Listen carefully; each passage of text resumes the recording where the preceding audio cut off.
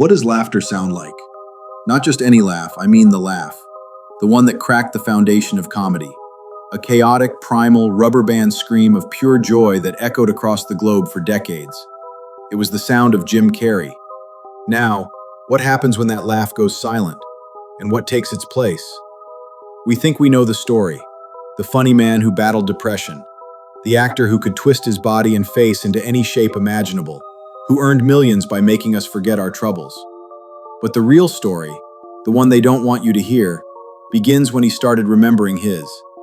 He stepped away from the spotlight, seeking something more than fame. He found art. He found philosophy.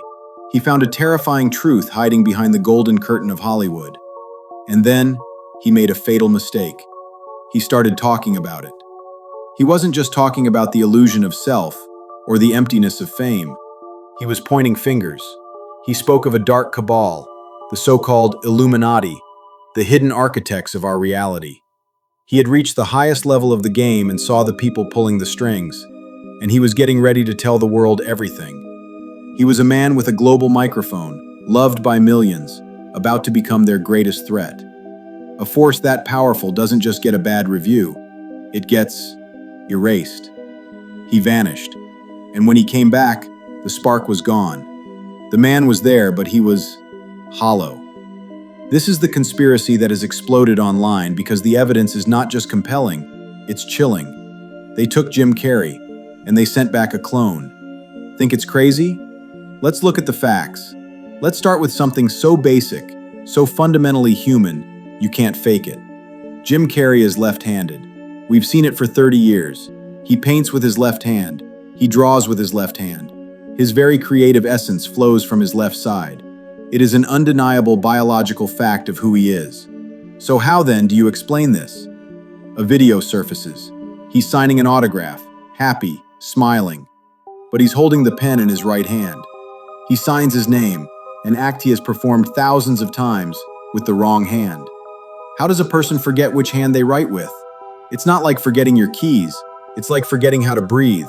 It's a neural pathway carved into the brain since childhood. You couldn't do it if you tried.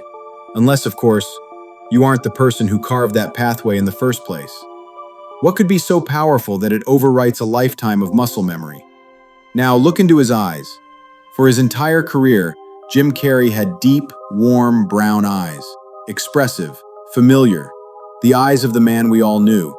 But look at him now. The eyes staring back at us from our screens are not brown.